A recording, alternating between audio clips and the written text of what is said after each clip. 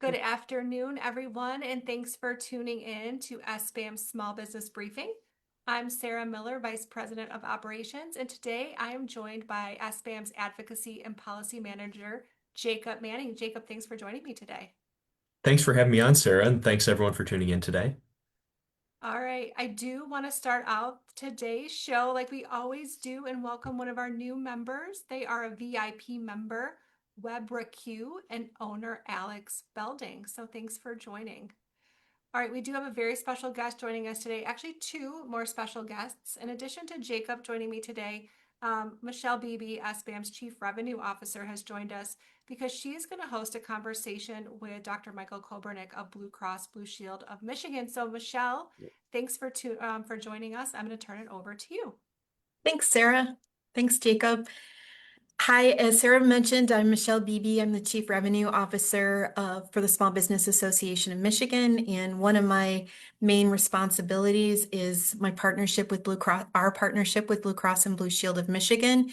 And today we have the pleasure of an expert joining us from Blue Cross, Dr. Kobernick, that Sarah already mentioned. And Doctor, could you kind of, you and I are just getting to know each other, and the same with our members. We have roughly 33,000 small business members that are members of the association. Can you kind of share how your role and what they do Yep. cross over? Yeah.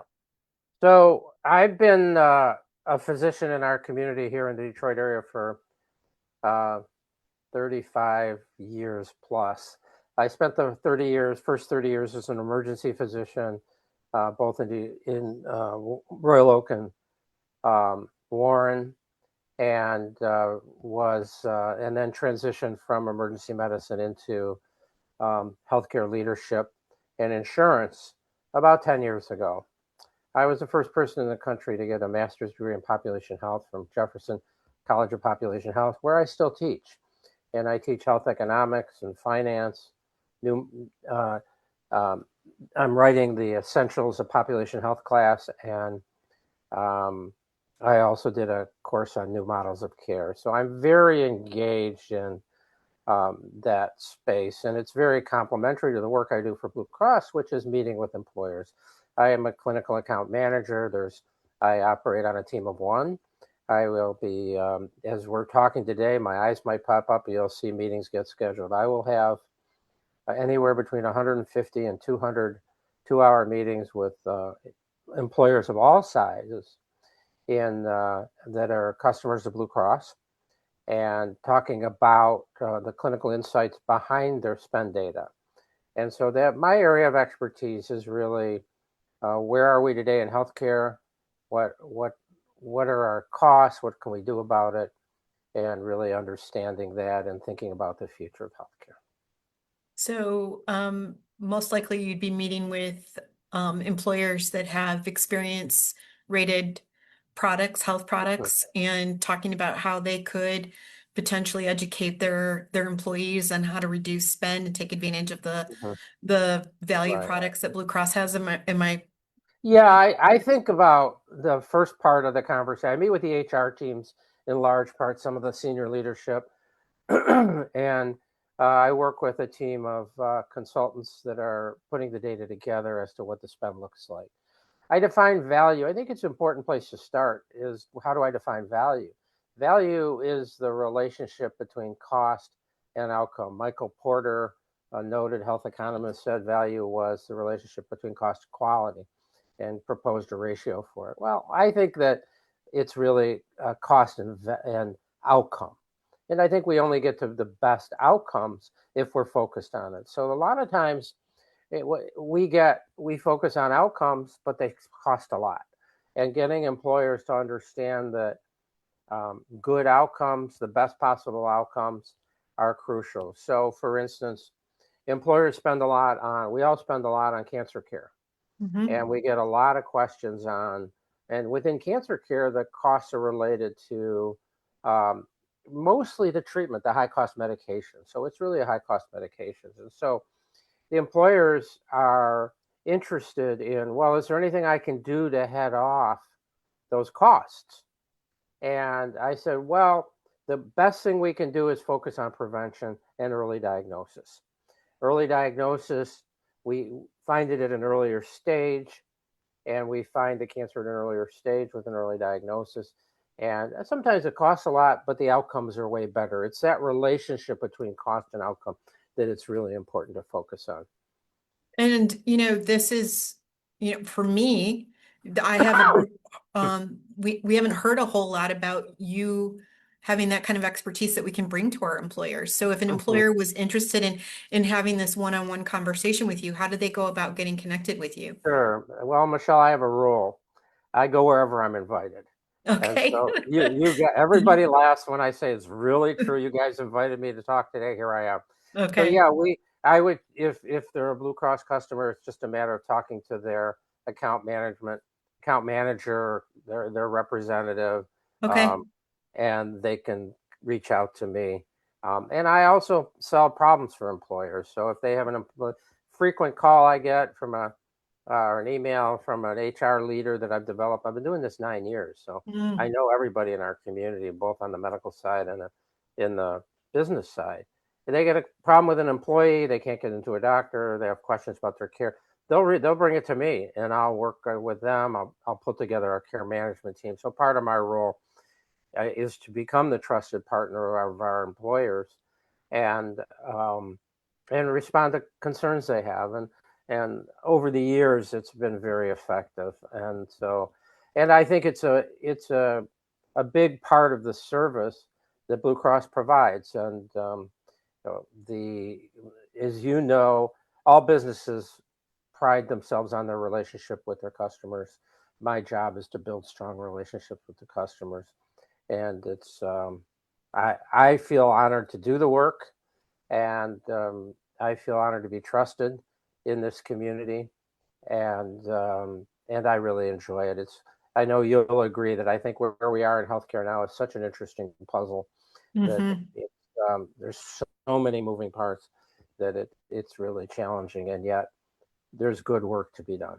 Well, and I think no surprise to you, since you're working with employers every day, you're probably hearing the same thing that we are here at SBAM, is that the cost is getting prohibitive, Yeah, and it it's is. also the single most important thing that an employer wants to give to their employees is a health benefit package, and having someone in your role that can have that kind of communication with employers about that value versus outcomes, and really those two things equals good quality care, but Mhm. also if it's preventative and built in that way, and we're doing the right education, it's how we all are working together to reduce cost. And having that kind of expertise at the table is invaluable. And so I'm really impressed. One of the things too, I believe that you've been working on, or in connection with, is a masterclass for employers that Blue Cross is working on. Can you talk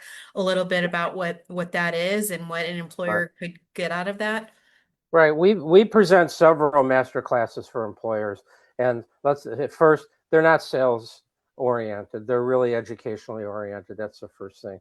They're well attended, and the upcoming one is on this exact topic, affordability. And I'm partner with a colleague of mine who really focuses on um, um, her focus is on more the benefit side, the benefit design, um, uh, how businesses can structure their benefits, and I understand that, but it's not necessarily my lane. My lane is that relationship of clinical medicine to the spend, and how benefit design might be uh, how a change in benefit design may impact clinical outcomes. So that we're going to talk about that in a similar format, more of this kind of dialogue rather than a scripted. We have some basic questions we're going to answer, but we think we have a really strong sense of what employers are worried about, both large and small. It is cost. It is understanding how to get more people to take advantage of the care, the benefits that they offer, how to get more people primary care physicians. There's a whole list of areas that I think we will give insight on that will help employers as they work with their employees and craft their benefit design for next year. I like that. That's great. Is Mhm. it an open forum so that they can ask their personal questions, Yeah, and is there a yeah, limit to how many can join at a time? I don't believe there's a limit. It is Okay, recorded. We get a lot of people who watch it on record. And yes, we take questions all the way through. Um, because that's really my goal. And even my goal of our customer meetings is we start every meeting with tell us what's on your mind. And we have a whole, as you know, we have a whole deck of data to present, but we really want to know what is top of mind for you. How can we address it? What are your concerns? And that's how what's new with your business that we need to know about. We really try to personalize it. And most of the time, we hardly ever get through our deck because the HR teams have so many questions, right, and it's a really important meeting where we're answering questions. We had this really high cost case. What was it? And so we've done our homework. We know what it was. We know that somebody had a neonatal intensive care unit admission because at a minimum, we all want to be reassured that, okay, it costs a lot, but they're getting the best quality of care that they can. right. And people are being supported during their journey. That's great. Yep. So if there was one number one theme when you're talking to employers that you would recommend to all of our small business owners that they should be talking to their employees about, what would that be if there was a common theme? I think the common thing that we want to educate our employees about is being engaged in preventive services. So, number one, understand what you need. Look at the U.S. Preventive Task Force website and their app to understand what services you need for your age. Have a primary care physician who challenges you to get those screening services that you need. The classic one that's so underutilized is lung cancer screening for people who've had a history of smoking. It's all these screening tests are available without out-of-pocket expense. And when I think about lung cancer, all the cancers are presenting at stage 3 and 4. We Right. want them at 1 and 2. Outcomes are way better. So we Absolutely. want to take Chances of advantage of the cure, screening. all of that. Yeah, So we absolutely. used to say know your numbers, your cholesterol, and things like. Now it's Mhm. know what screenings you need and work with us That's a to great get tidbit. them. Thank you for Thank sharing. you. Thank you Mhm. so much for coming today. We appreciate the time. My My friend pleasure. Sarah has put in the link here so you can sign up as employers to this masterclass and take advantage of Doctor's expertise here. And again, I think it's such a privilege that Blue Cross puts this kind of resource and expertise available to you that's personalized to your business. And so if you are in that 50 plus space that has experience Mhm. rated or a level funded plan that you would be interested in speaking with these kinds of experts, talk to your sales Right. manager or your account manager, and they can get you connected. So thank you very much, Doctor. You're welcome. It was great to meet you. Yeah, you too. Thank you all. Have a great Sure. day. You too. All right. Yes. Thank you, Michelle and Dr. Kobernick, for bringing this to everybody's attention. Like Michelle said, I did drop the link and it sounds like it's recorded. So if you can't attend live, go ahead and register Mhm. anyway, and you'll get the recording. All All right. right. So, Jacob, let's get on with the rest of the show today and starting with the Supreme Court opinion that was released on Friday regarding President Trump's tariffs. What can you tell us about that ruling? Yeah, so we had a pretty major decision last week on Friday in a case that we've been expecting an opinion on for a few weeks now. I think we were expecting an opinion in January, and every week that it sort of went on and we still hadn't heard anything, we were starting to wonder what was going to come of this case. But just on Friday, the opinion was released in the Trump tariff case. So the actual name for this case is Learning Resources Incorporated v. Trump.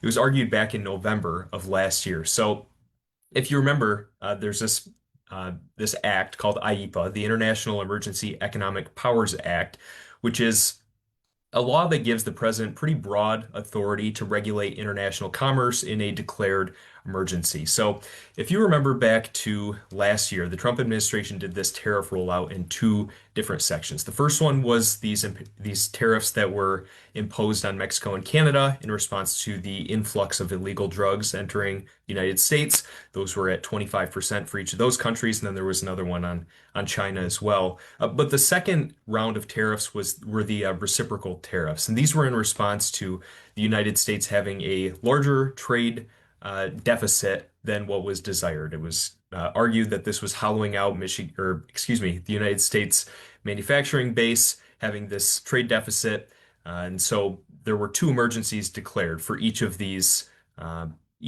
tariffs, which allowed the president to invoke these tariffs under IEEPA.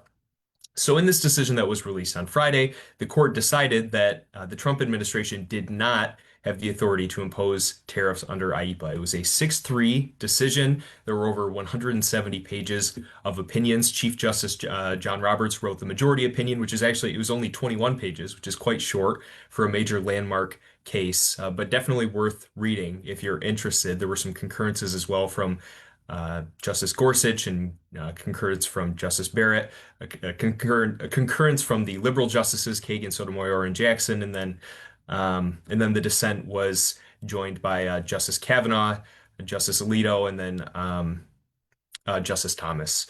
So the Chief Justice wrote in his opinion, he said, quote, "We claim no special competence in matters of economics or foreign affairs. We claim only, as we must, the limited role assigned to us by Article 3 of the Constitution. Fulfilling that role, we hold that IEEPA does not authorize the president to impose tariffs." So essentially what he's saying is that Congress has the power of the purse. They have the power to tax, the power to tariff. A tariff is a tax, is what they're arguing. If Congress were to relinquish that power to the president, they would have to do so very clearly and explicitly. And they find that the language of IEEPA, which was used to justify the tariffs, was not a clear congressional authorization and thus is a no-go. So Chief Justice Roberts used as justification, he relates it back to some Biden era cases. So he harkened back to Biden v. Nebraska, which is the student loan forgiveness case, West Virginia versus EPA, which was an emissions-based EPA case, and then NFIB versus OSHA, which was the COVID-19 vaccine mandate. And he argued that in each of these cases, there were instances where the presidential administration tried to use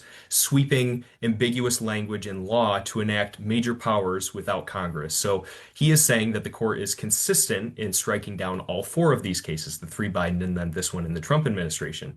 What's so significant about this case and why this is really a landmark Supreme Court case, one, just economically speaking, tariff policy revenue is a number that, over the span of years grows to a number that reaches the trillions. The number already collected exceeds $100 billion. And number two, this is a major rebuke of presidential power by the Supreme Court. It had been done during the Biden administration, as I stated, but done again during a Republican administration with a court of 6 conservative appointed justices and 3 liberal justices is really what makes this one stand out, especially on a president's signature policy, which is tariffs. Now, in the dissent, Justice Kavanaugh wrote the principal dissent, and his argument is twofold. The first thing he argues is that the text of IEEPA is clear. He says, like it or not, Congress did delegate this authority under IEEPA. He says that IEEPA authorizes the president to, quote, regulate importation, and he believes that that includes taxing as well, which would include tariffs.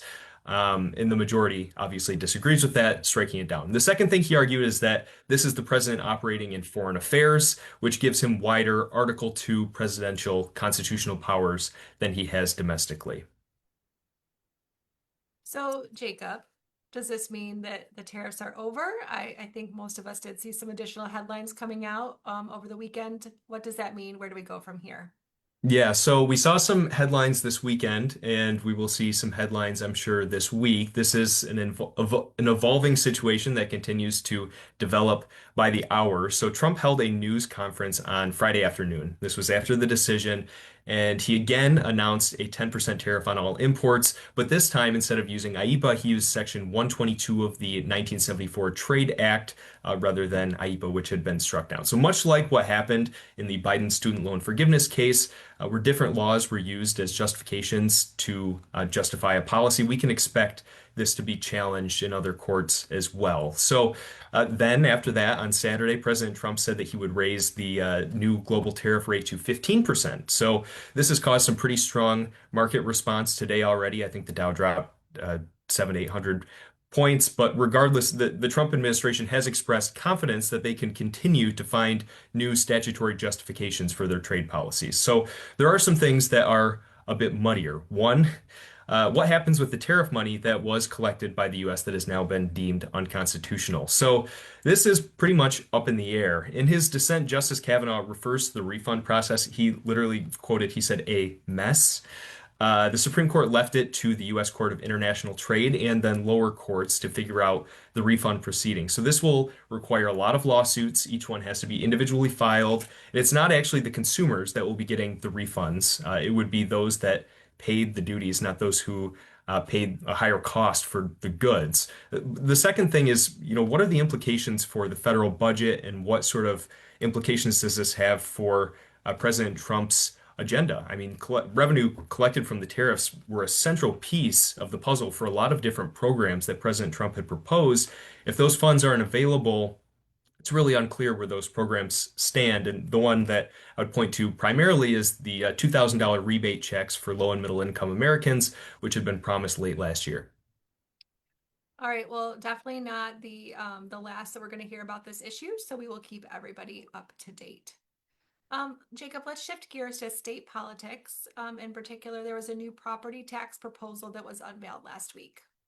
Yeah, so Kelly Saunders, S-Ban's Vice President of Policy and Engagement, spoke last week about two different property tax proposals. One brought forward by Governor Whitmer during her budget proposal, and the other one brought by a group of bipartisan senators. So the governor's proposal was a refund for 10% of the property tax for seniors. I assume it would be an income tax refund credit worth 10% of the property tax paid in the year. But the proposal brought forward by the senators, it's Senators Anthony and Senator Hoytingel, one Democrat, one Republican, and the Democrat is the chair of the Appropriations Committee in the Senate, so a pretty important voice to have on that. Their proposal was loosening the requirements on the homestead property tax credit. So they would be increasing the income cutoff. Now, property tax was the stated top priority for Speaker of the House, Matt Hall, going into this year. So we were all kind of waiting to hear what he had to say and what his proposal looked like. And last week during a press conference, he unveiled in part what some of that program would look like. There's not text yet, there's not bill language that we can evaluate, but he did point to 4 different areas that he would look to cut in the state's property tax, and it would actually cost nearly $5 billion. So what are the 4 areas that he outlined? The first one is a repeal of the 6 mil state education tax. So this is a tax that funds K-12. It's levied at $6 per $1,000 of taxable value for real and personal property. Repealing this tax would cost $2.9 billion. He also proposed eliminating the real estate transfer tax. The rate on that depends on county, but it would cost about $400 million. He also said that he wants to repeal the pop-up tax. So this is annual increases in property tax are capped at 5%, but when a property is sold, the cap is lifted, and so the tax will pop up, causing home buyers to have an unforeseen increase in their property tax bill that they weren't necessarily expecting. He also proposed eliminating the personal property tax, which is the tax on equipment. This would cost $1.6 billion. Speaker Hall said that this was as a part of the personal property tax repeal. He would like to also encourage utilities to lower their rates by $1 billion because about half of the personal property tax value is taxable value is utility property.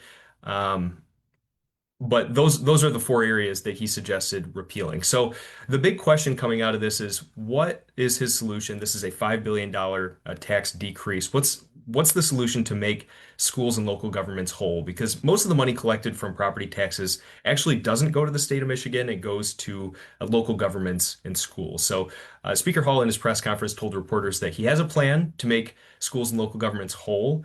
He hasn't released the details on that plan yet, but he said that it would come in large part from cuts, but then also they're open to new revenue conversations. Another question that comes up, is there a potential for some bipartisanship? I would imagine so. If you're a fan of these proposals, it's definitely encouraging to see that three legs of the stool, the governor, the Senate, and the House, all sort of agreeing that there's some common ground that can be found here, each having a property tax proposal. So that's at least a step in the right direction. Speaker Hall did praise Governor Whitmer's proposal, kind of. He praised her for putting a proposal forward, praised it in spirit, but said that he doesn't support the actual policy because the tax credit would discourage seniors from downsizing because they would have a smaller credit, which makes sense. SBAM has not taken a position on any of these bills, any of the package, but we will review it with our Economic Development and Tax Policy Council once we have bill language, of course. All right, well, thanks for that update, Jacob. Again, something we have not heard the last of. All right, so this week on Wednesday, Governor Whitmer is giving her State of the State address. It's her final address. What do we expect to hear from her? Yeah, so Governor Whitmer's final State of the State address Wednesday at 7 p.m. Also worth mentioning that tomorrow, President Trump's, I believe it's his sixth State of the Union address, will be tomorrow, Tuesday the 24th, but that doesn't start until 9 p.m. So if you have a baby at home like I do, maybe one that we watch back the next morning, maybe not staying up for that one. But the final State of the State address for a governor, often an emotional moment. I would expect a lot of looks back at the last 7 years, a lot of returning to the successes of the last 7 years. So if I had a bingo card, if you're a real nerd like I am, maybe you have a State of the State bingo card. Maybe I'd put on there, expansion of the earned income tax credit was a big one, cutting retirement taxes for seniors, expanding Elliott Larson Civil Rights Act, and the free spot in the center of the bingo card would certainly be a mention of the roads policy that was the roads deal that was signed into law last year. That's definitely was a top of her priority list coming into office and one that I think she will be proud to tout. Now, as far as new policies, I wouldn't expect anything gargantuan out of left field. She's a savvy politician, and I would expect her to call on the legislature to reach consensus on things that she knows that a split legislature can agree on in the last couple of months of her term. So, as we mentioned, just prior to this property tax, since it's something that all three have thrown out already, I would expect property tax to be mentioned. She proposed it, Speaker wants it. It makes sense. I would definitely expect to hear about literacy. Um, of course, we talked last week about this in the briefing. SBAM's Kelly Saunders went in depth about the governor's literacy proposal. The House has also expressed this as a desire. And since it's such a glaring issue in Michigan with our education system, I would expect that to be addressed. And I definitely expect her to put some pressure on the legislature to get her a budget in time this year. I really do like your idea of a bingo card. Is it too late to have SBAM bingo cards, Jacob? I don't know. Just That's a saying. great idea. I don't know about the turnaround by Wednesday, but maybe next year. Okay, maybe next year. All right, let's close out today's show with one of our favorite segments, which is Election Watch 2026. Glenn Gariff released a new poll today. What can you tell us? Yeah, so this was a poll that was just released at noon today, hot off the presses from our favorite pollster, Richard Suba of the Glenn Gariff Group. This is a February 4th survey that was done for the Detroit Regional Chamber. And this new poll pits the three presumed frontrunners for Michigan governor. So that again is Democratic frontrunner Jocelyn Benson, Republican frontrunner John James, and independent candidate Mike Duggan against one another in a head-to-head-to-head race. And what the poll found is that current Secretary of State Jocelyn Benson is at 30.9%, Duggan at 30.3%, and then James at 29.5%. So this is a really interesting poll. It shows the contest is effectively tied. In the last year, they show that James has dipped by about 4 to 6 points and Benson by 6 to 7 points. Now, just 9 months ago, this same pollster had Duggan down in the low 20s and then had James and Benson each in the mid 30s. So we've definitely seen Mike Duggan spend a lot of money in the last few months. He's been on the campaign trail. His billboards are all over the expressway. His name ID is starting to get higher.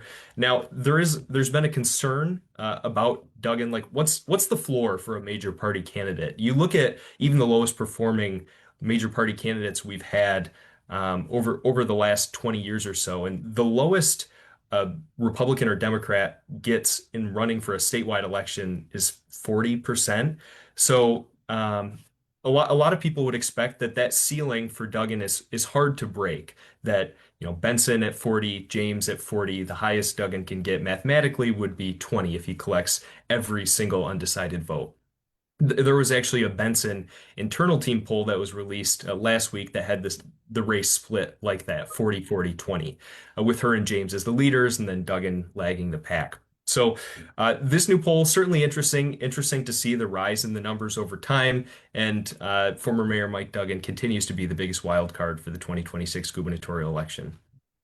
All right. And okay, I know we said that was the last thing, but just a couple of housekeeping notes. I did just drop a link to SBAM's latest survey here in the chat on Zoom and on Facebook. Please take 5 minutes to fill that out. It really does impact the work that we do here at SBAM, in particular what Jacob and Kelly do in the advocacy area. And we have 2 more of our candidate series events, Perry Johnson and John James. If you go to sbam.org/events, you'll be able to get to the details there. So we'd love to see you at those upcoming candidate conversations. All right, Jacob, thanks for joining me today. And everyone else, thanks for joining us. We'll be back here next Monday at 3 o'clock. Have a great week. Thank you.